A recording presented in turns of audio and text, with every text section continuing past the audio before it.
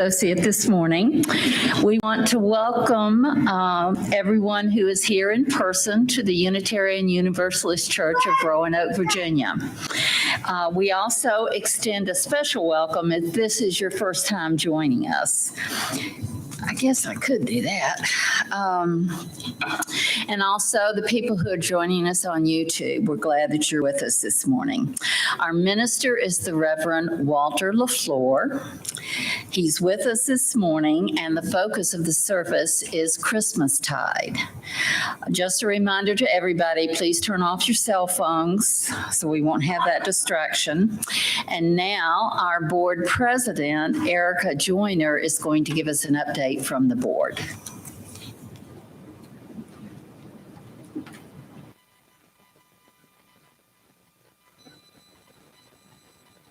Good morning. Good morning. Get this untangled from my hair and my earrings and my hearing aids.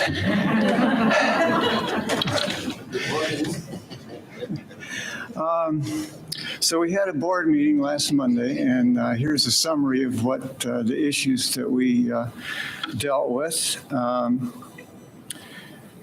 Since I lack the golden tongue of a Jean Larson or the conversational tone of a Catherine Hoffman, I will simply read the following report. If you're looking for a greater stage presence from me, you'll have to come to hear, COVID willing, to the UU Celebration of Poetry on January 9th. And I can't believe I just snuck in a plug.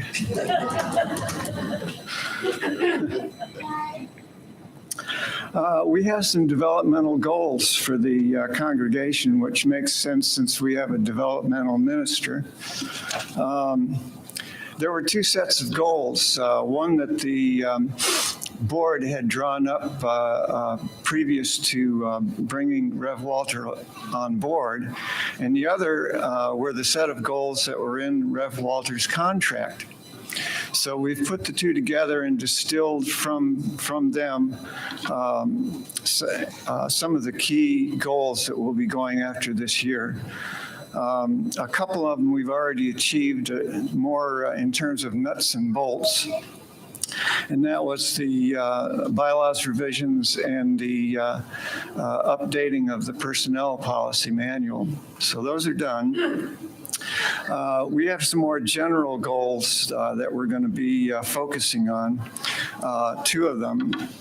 One is building community around a sense of mission, both within and beyond our doors, and transforming how we act with one another.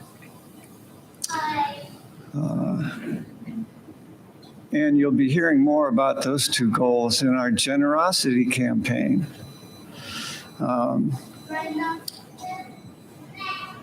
This year's focus, this year's theme is going to be emergence. Last year we had a theme of planting seeds. This year we are going to celebrate and ask you to support the potential of all those seeds to burst forth into the coming year. Matt Livingston and Gary Mason have been crunching some numbers, so you'll see some interesting information that we hope will connect you more with the momentum of our pledge campaign. Stay tuned for further developments starting in January. One of the things that we discussed at our meeting was Congregational Covenant. Rev Walter has enlisted the board's help in developing a current Congregational Covenant. We reviewed past work on this project, and Catherine Hoffman came up with a 30-word distillation of the previous version, which the board approved as a working draft for future consideration by the congregation. And you'll be hearing more about this in the near future.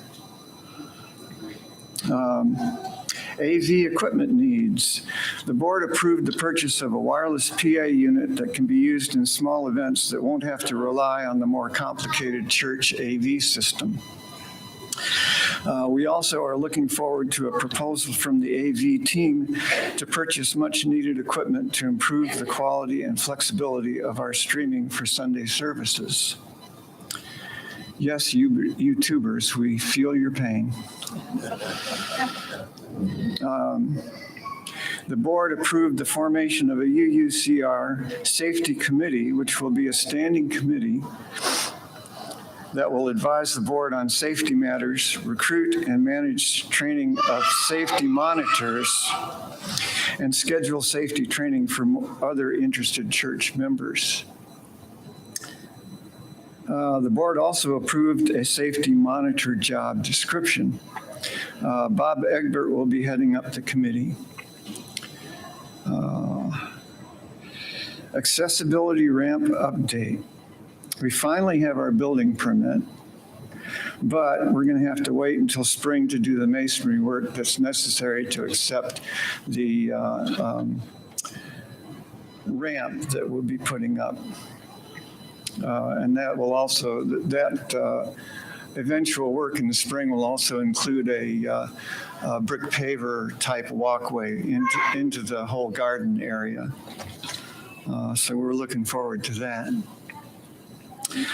We now have a functioning facilities committee with 5 members who will draw up a prioritized list of needed repairs and their associated costs. And there are a few of them, not the least of which is roof repair. There was an area around the steeple that was leaking fairly badly. We hired a contractor to do some work, and they identified the leak and sealed it along with several minor potential leaks. The job cost $1,850 and was worth every penny. The facilities committee will continue to monitor that area. Air purifiers have been purchased and placed in the sanctuary and the Olin room and the upstairs RE room. And another air purifier was recently donated and will be used in Reverend Walter's office. And that's all the news that's fit to print. Thank you.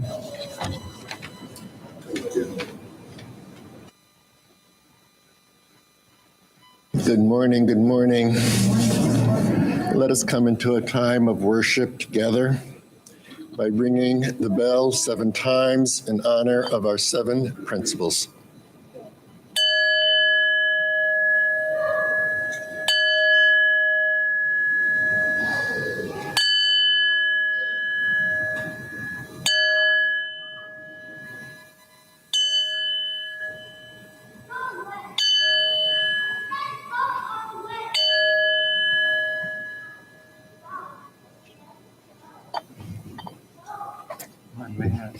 Your mask.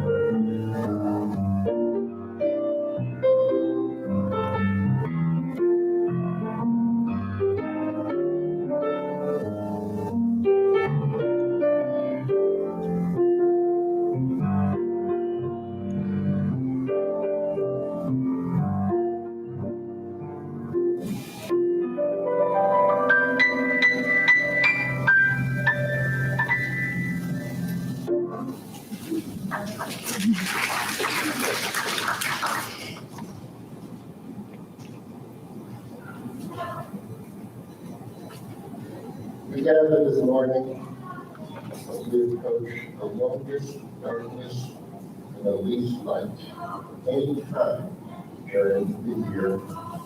It seems wholly appropriate for so much of what seems to be happening in the world and in these United States and in your own cities and towns.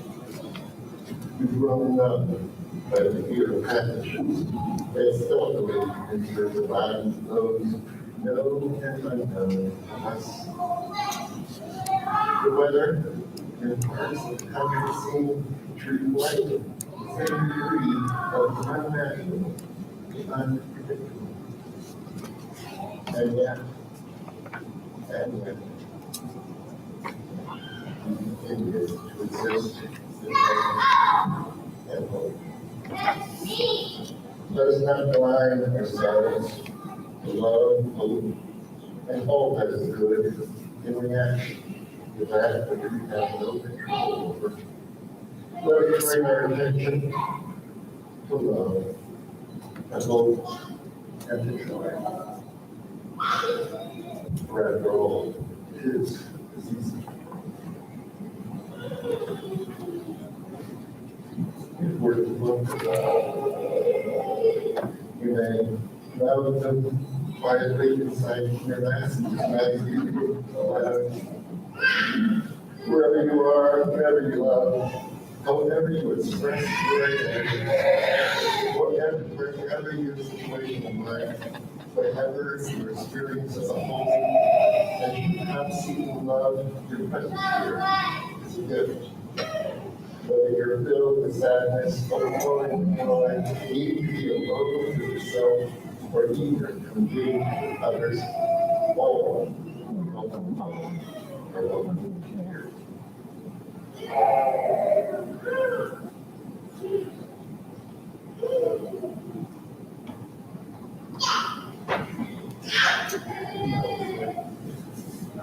Do the satisfying virtue. Thank you. May the light of this chalice shine brightly. May the rays travel the world around. The display represents the love, care, and affection we here this morning honor, recognizing our interconnectedness. May the light we know kindle, inspire us to use our powers to heal and not to harm, to help and not to hinder, to bless and not to curse, to serve you, O Spirit of life.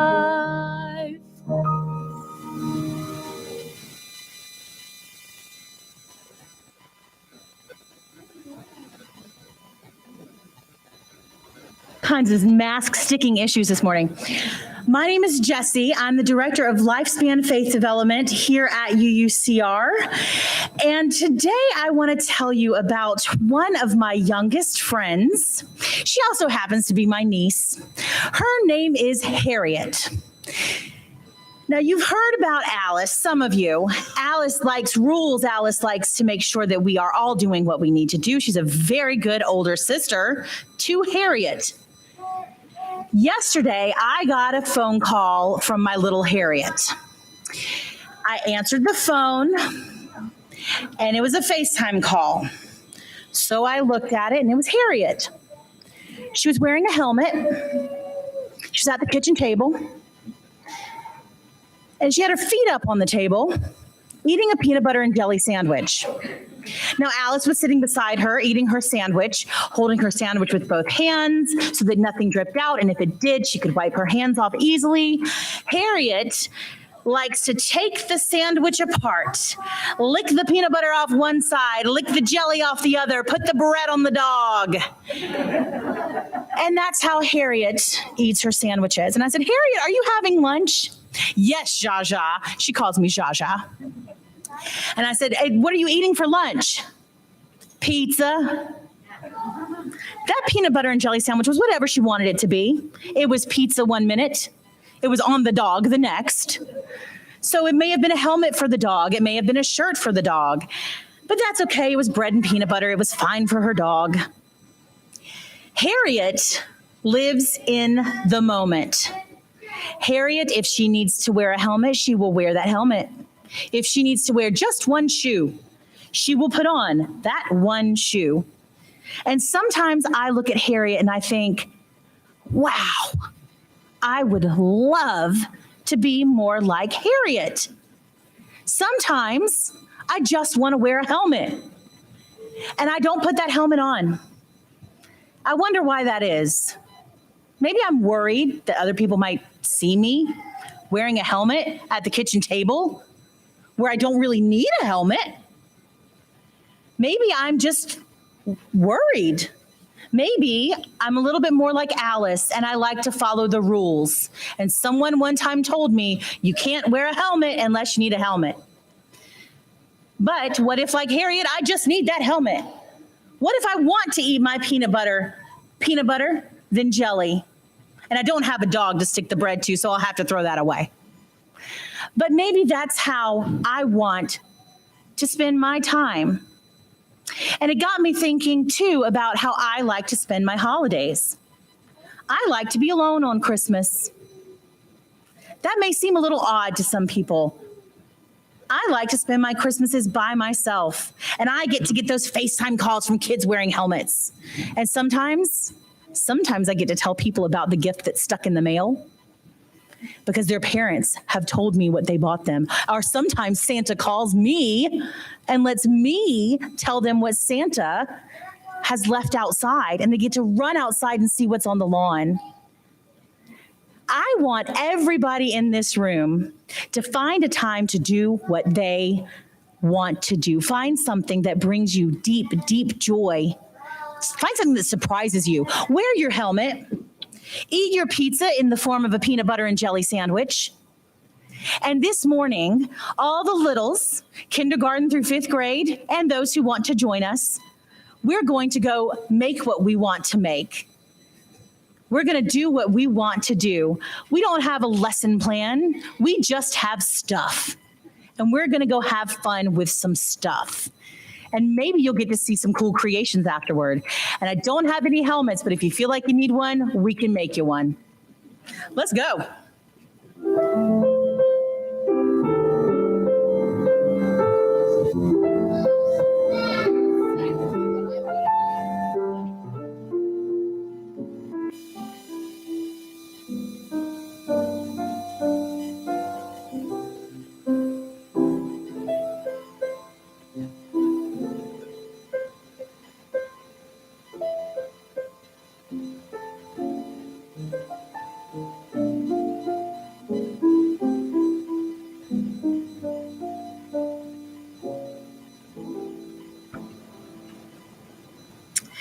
The reading today is The Power of Love to Transform and Heal. It's by Jackie Lantry from This I Believe.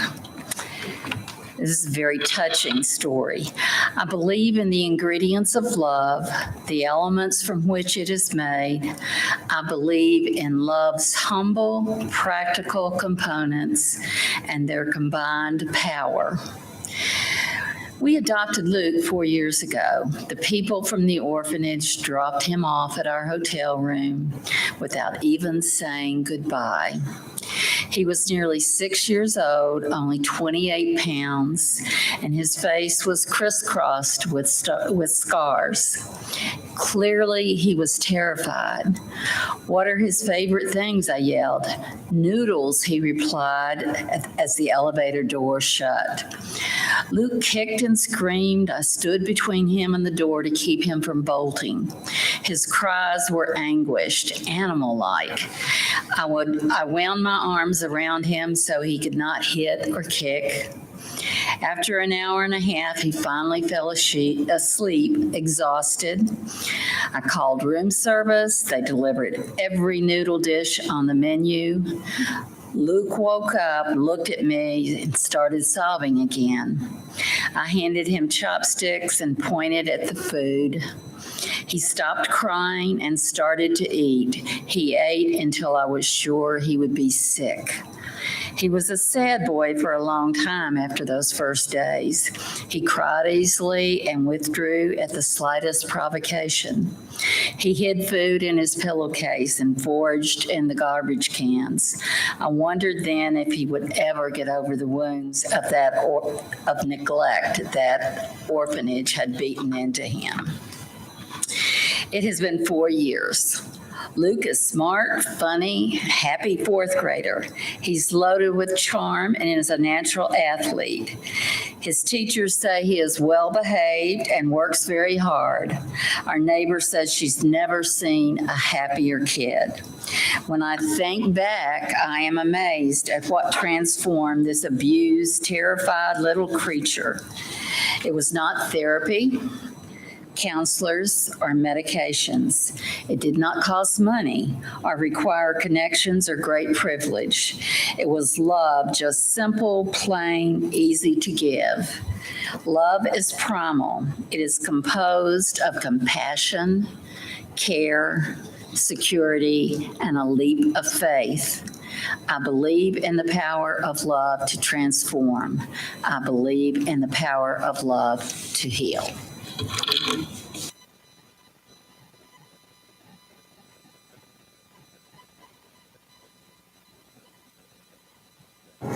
Thank you. 'Tis the season to be jolly, I'm told. 'Tis the season of giving. I know. I invite you to experience the joy of giving as the ushers walk among you. Remember, it's the Christmas season. Be generous.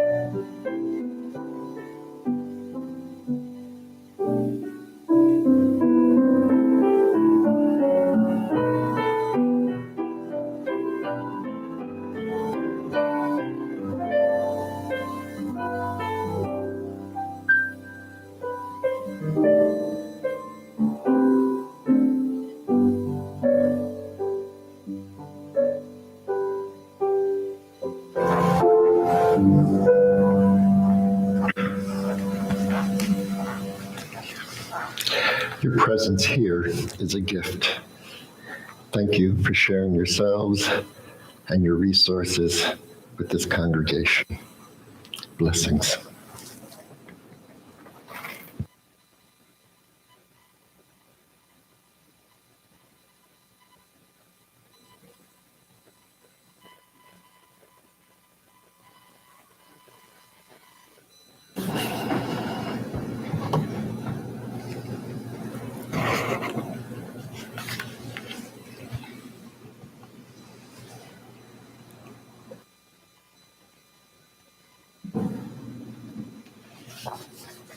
It's Christmas time. It's Christmas time in the city, as we're told in that old song, Silver Bells. City sidewalks, busy sidewalks. In the air, there's a feeling of Christmas. Children laughing, people passing, meeting, smile after smile. And on every street corner you hear silver bells, silver bells. Soon it will be Christmas Day. This is a festive season, a jolly season, as we await the arrival of old Saint Nick. We hang wreaths, decorate trees, bake cookies, and sing Christmas carols.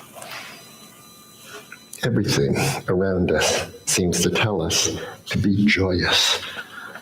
Go shopping, buy presents to make people happy, visit family and friends. All this can be true and can be wonderful during this time of the year.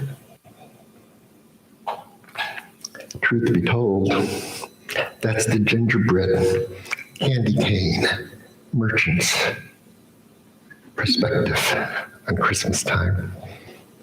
As many of you know, as many of you have experienced, Christmas can be a sad time. It can be a sad time of the year. If you're poor and have little money for presents, the time of approaching Christmas and Christmas morning can cause pain and anguish. If you're newly divorced or live alone and have no one near and dear to share the morning with, times can feel painful. How we experience Christmas and the Christmas season depends in largest measure on our history, on our perspective, even our stage of life.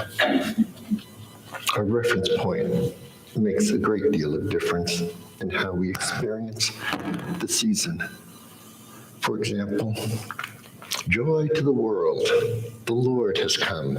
Let earth receive her King. Let every heart prepare him room. You know the song. Those are the words of the Christmas carol, the hymn in our book by the same title, with the same melody, has a different set of words. Our hymnal tells us, joy to the word, joy to the world, the word is come. Let earth with praises ring. Let every heart prepare a room, and heaven and nature sing.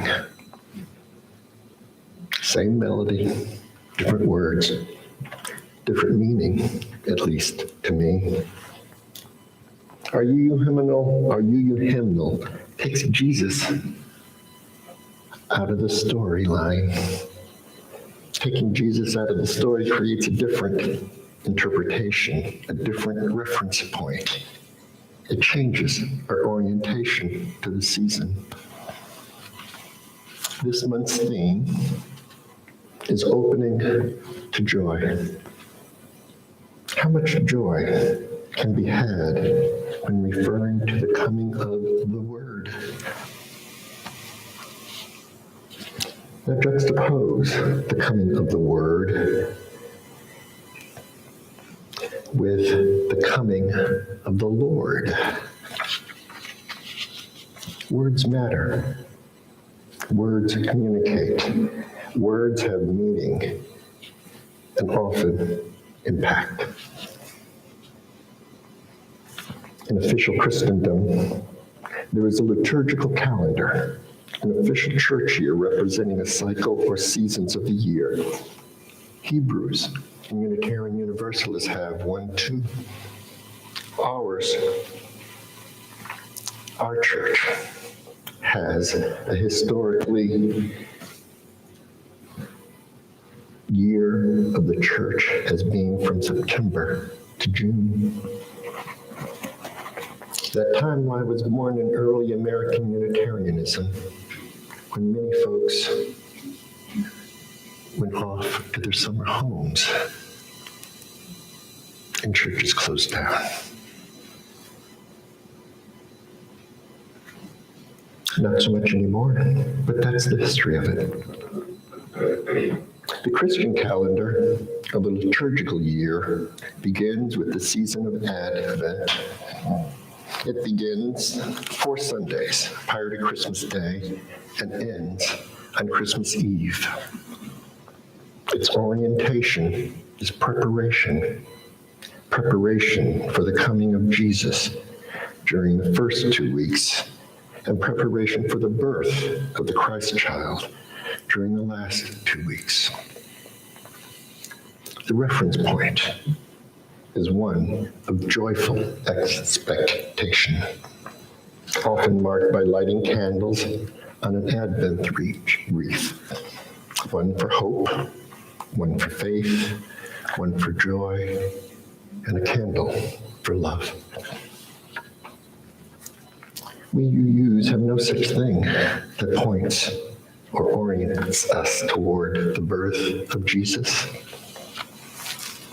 Now, we do have wreaths, we have Christmas trees, and we lights, and we have stockings hung by the proverbial fireplace. And we sing Christmas carols, even if we modify the words. On Christmas Eve, the season of Christmastide begins and can be known as the 12 days of Christmas. The Christ child is born in a manger on Christmas Day. Shepherds follow a star toward a manger. That same star guides the Magi, wise men from the east.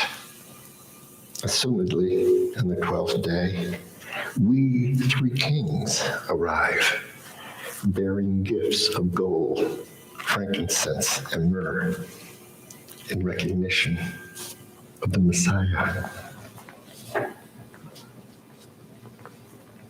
The liturgical calendar continues with the season of Lent and then Eastertide. The liturgical calendar tells a particular story. It frames an understanding of reality. It helps to create a particular point of reference. It's a reference point, wholly separate from self.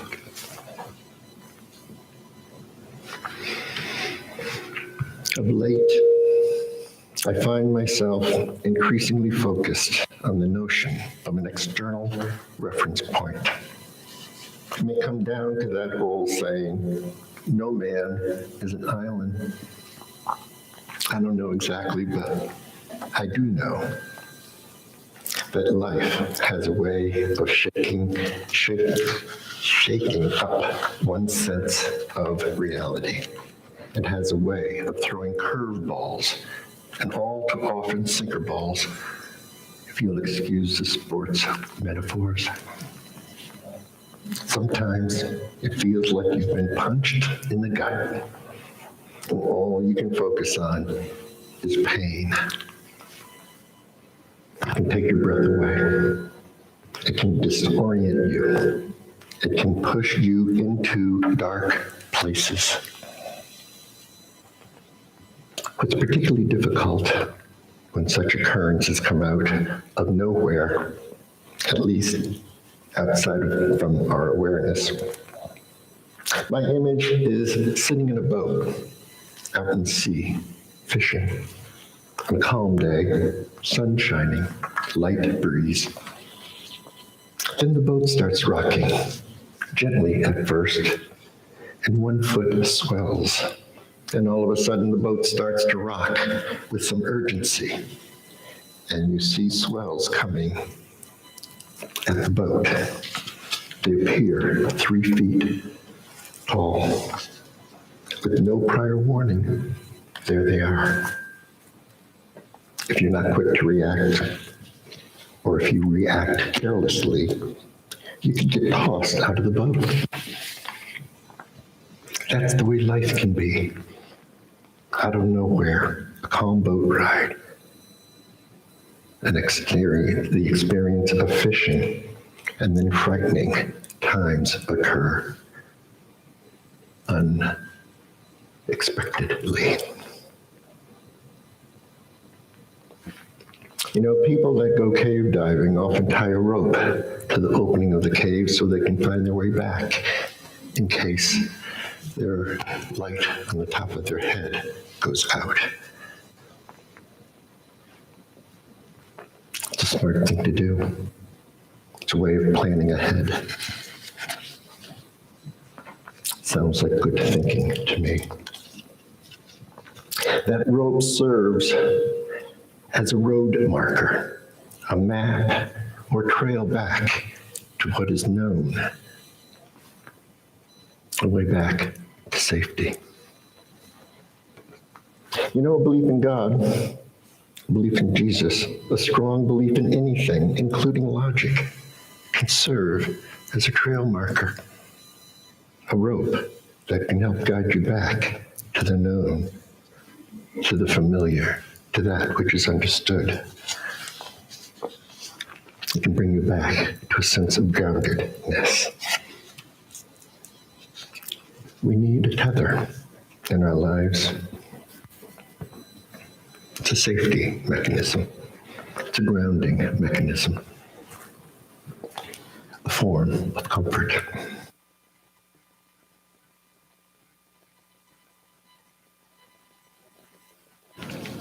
Christmastide is one segment of time within the liturgical calendar which represents an arc of time. Today, this week, month, and year is a particular point in time. It too exists within a larger arc, an arc of time. What is real today may be wholly unrecognizable in another season delineated in seconds, or in months, or even years. Since we can't predict the future, one never knows when one's flashlight might go out, or when a storm will toss us about in our boat that was just moments ago, sitting in calm waters. It helps to have some assurance, plan ahead. Where will you look for comfort in time of need? Where can you find safe haven during the hard times? What is, for you, your ground of being, your touchstone, your robe? Where you find your resting place?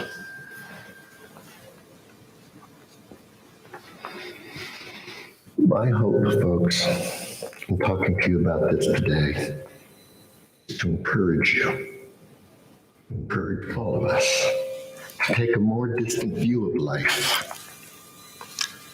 to take the time, invest the effort, to consider deeply your primary reference point, or your reference points. To what are you tethered? What will serve you when the strong wind blows? Where will you find your zone of comfort?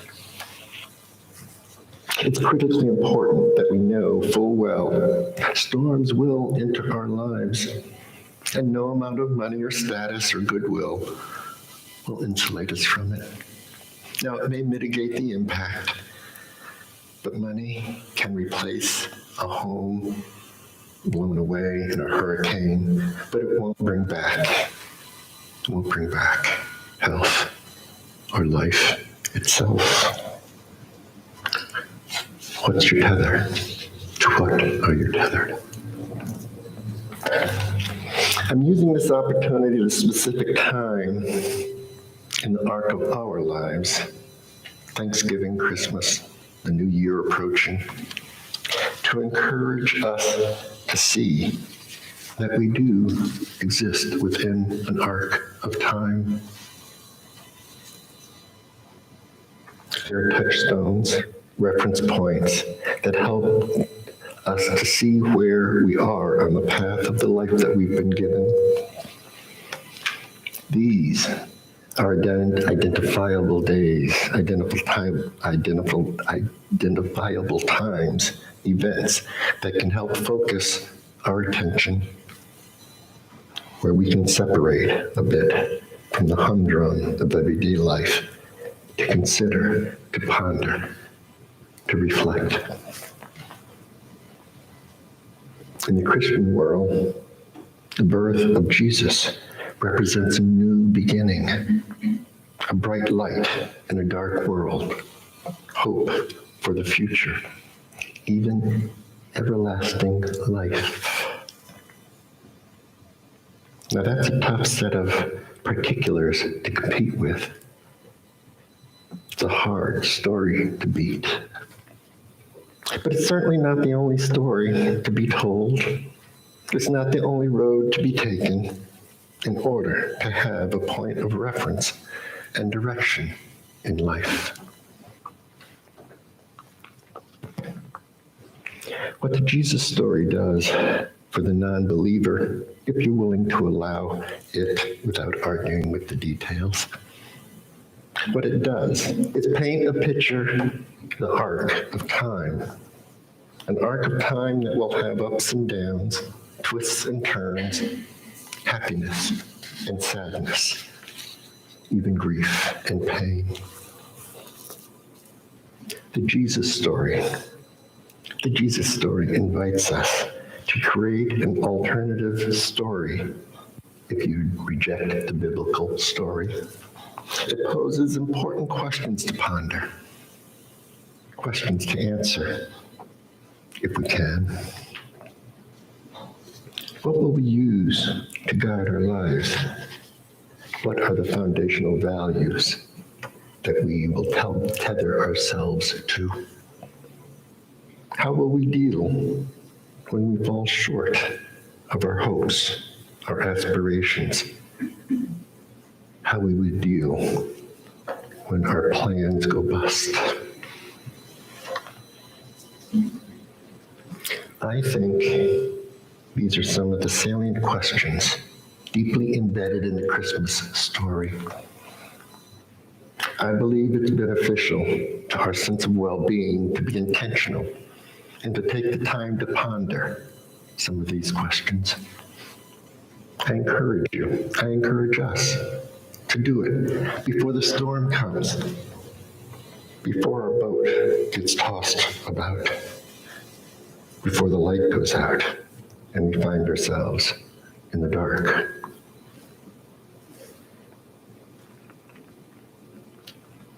As we ponder, as we consider, please remember the inherent message in Universalism. Take note of the message embedded in Universalism. It says we can all be saved. A righteous God, a good God, would not allow the many to be condemned to damnation. It tells us that we are interconnected, that we are connected with the all. If you remember, Jesus said something to that effect.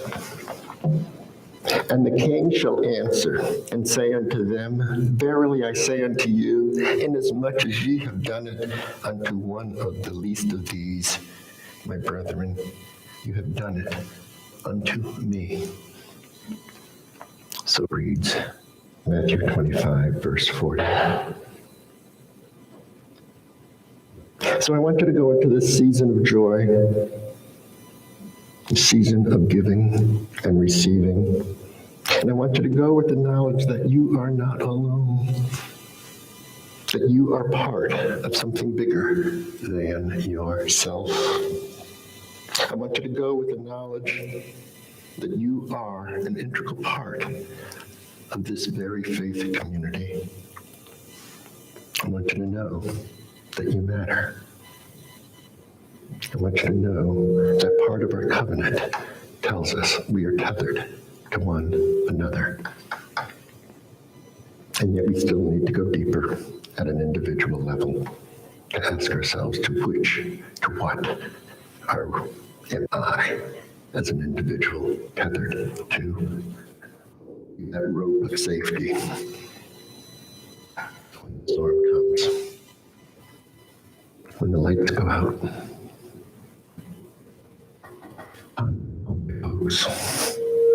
Because it does matter. That you matter.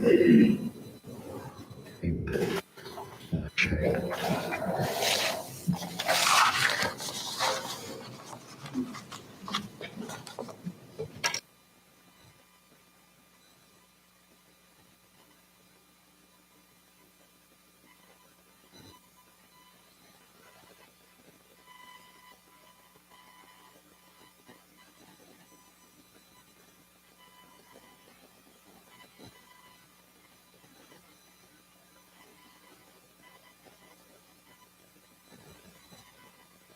I'm Jane Harrison from the Caring Committee, and we have a number of duties, but one of the things we do is share the joys and the concerns of this congregation on Sunday mornings through lifelines.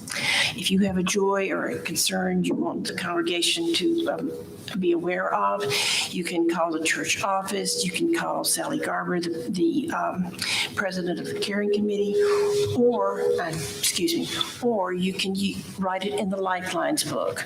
It's normally kept on the altar in Sunday mornings, but the rest of the time it's kept on a pedestal out in out next to where the lanyards are kept, the name tags. Let us enter into this time of reverence and joy together. We have a number of joys and concerns to share today. First of all, Rosie Sutherland's sister has scleroderma. She lives in Florida, and she's now having great difficulty eating, so they're quite concerned about her. And Rosie just wants you to keep her in your thoughts and prayers. Rhonda Neese, I hope I'm saying this right, Nease's uncle died. He was the brother to her father, and she was close to him, and she just wanted the congregation to be aware of it. And finally, I have a very sweet note, I think it's a joy, from Cindy Honeycutt. Allow me to read it to you, please. I have not been around the last few months. I've been spending most of my weekends in Chesterfield, helping my sisters and nephew care for my mom, as her cancer had spread from her brain and to her spinal cord, and she was becoming increasingly paralyzed. Peace finally came for her as she passed from life on December 6th. We were relieved that we were able to grant her wish of dying at home with family and with hospice care. Our family celebrated her life on Saturday, December 11th, as she, Grace Irene Morgan, was buried beside Dad at the Duck Run Natural Cemetery in beautiful Shenandoah Valley. The drizzle of rain that had started when we began the service was kind enough to stop for an hour and a half for the ceremony and began again when we drove away. We are looking forward to joining everyone at UUCR again once I've caught up with all the many things that I have put aside for over a year. Cindy Honeycutt. If you have a silent joy or a silent concern that you wish to share, we do have the bowls that you can put a pebble in and say a meaningful prayer or something that is important to you as you do that. I think Reverend Walter and I now wish to light the candles for anybody who hasn't been here.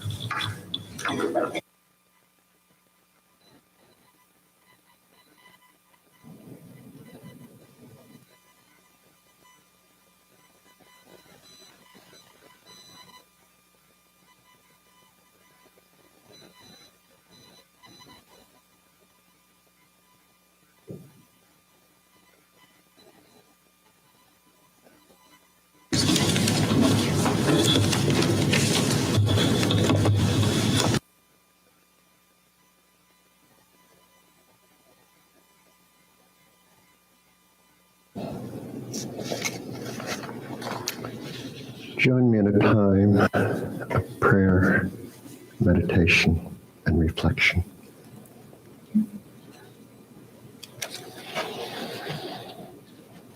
Holy One, known by so many names and by no name at all, experienced and noted by cultures throughout all of civilization, we take this time to honor your existence, your impact on and in this world.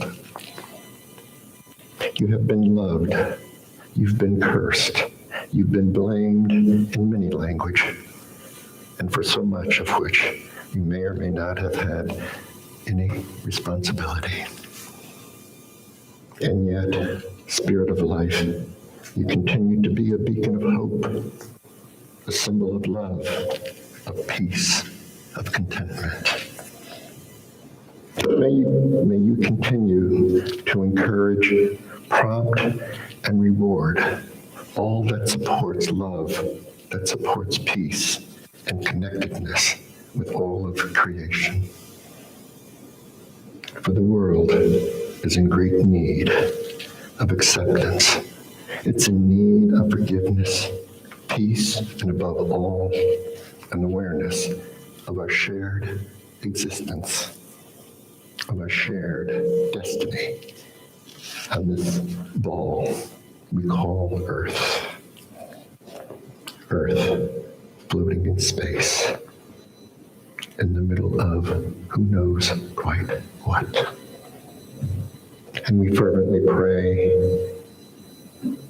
that that awareness comes sooner rather than later. And may we all be blessed. Amen.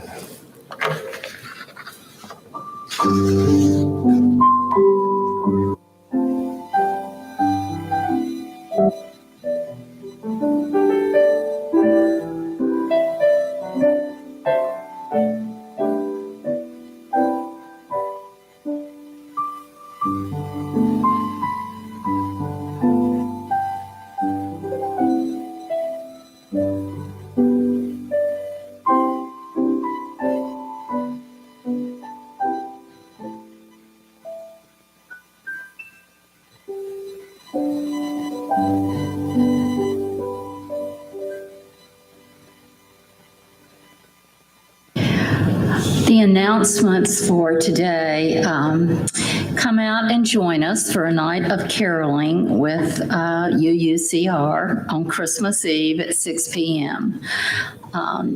You definitely find the spirit of the season with joining this. I was lucky to be able to be a part of it last year.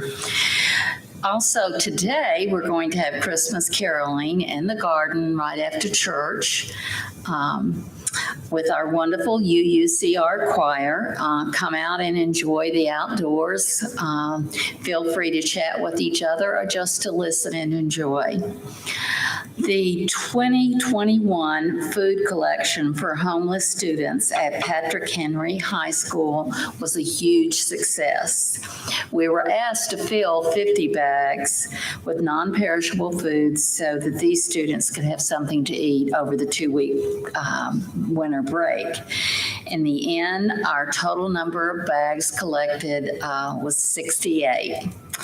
The extra food will go to the PTA Student Outreach Program pantry so that hungry students will be able to take a meal home when school starts again.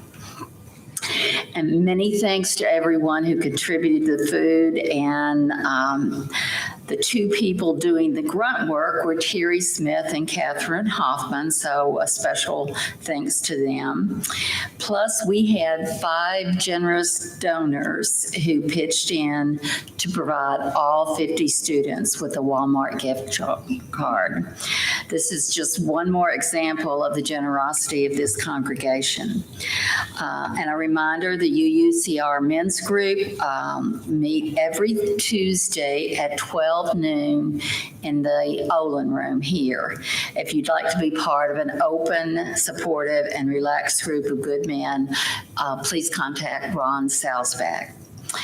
And once again, our good people stepped up and filled an SUV with healthy snacks for us, the Pack-A-Snack program that we participate in.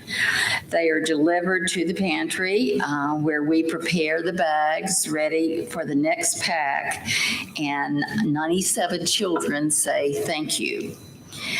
There was a misprint in Thursday's newsletter that about the Tuesday night tales.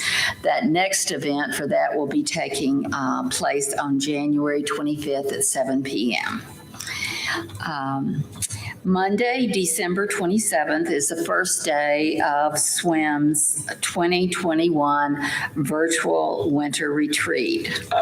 You can join in for fun, fellowship, and growth through workshops, concert, and special events. Samantha Lucas in our office has more information if you would like it. And our partner in the Pledge to End Racism, Williams Memorial Baptist Church, is working with Sweet Union Baptist Church to celebrate the beginning of a new year. The preacher that evening will be Reverend Dr. Demetrius Russell, who's the pastor of Sweet Union. Our own Betsy Biesenbach will be there signing copies of her book, Say My Name. And the event will take place December 31st at 11 p.m. at Williams Memorial Baptist Church. Thanks so much again to this congregation and supporting the special project that Williams Memorial does each December. We and our good old Dotsie Clifton took all the warm mittens, gloves, and hats to Williams Memorial, and they were very grateful. It's a collection for a local homeless shelter. So thanks to everyone for that. We also, as our Reading Seeds program, we need more volunteers to help sort and label the more than 800 books that are going to be going to Roanoke elementary schools, to the kids there once a month. Our sorting parties, as Ann Hackworth calls it, are held in the fellowship hall here. January's date is still to be announced, but Ann can provide you the details. Family Promise, and we participated in that for a long time. It has changed how they are delivering services for at least the first 7 months of 2022. As a congregation, we are scheduled to provide dinner for our 4 families the week of January 9th through January 14th. We will be doing Wednesday. In addition, we'd like to provide each of the 4 families with $50 in gift cards so they can buy food for the rest of the week. We're no longer being paired with other churches, so it's going to take all hands on deck for us to do Family Promise this coming month. And you can ask either Nina Hintz, who's here waving her hand, or Hildy Getz, and they, if you could let them know that you could help with a meal, that would be great. And we've got details in our weekly newsletter if you need any further information about these.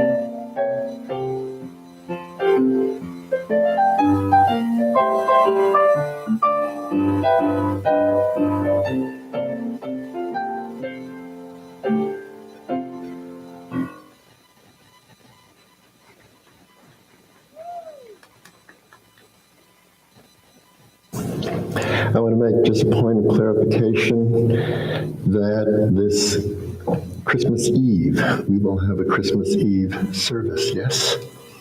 We'll have music and verses and tradition. Part of the tradition is for me to request that you help fund the minister's discretionary fund.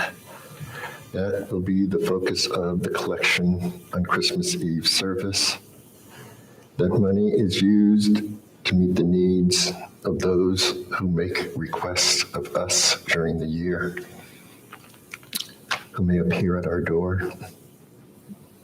That money is used to meet the needs of those in the congregation who have need during the year. So I encourage you to help fund our ability to care for both us and the larger community.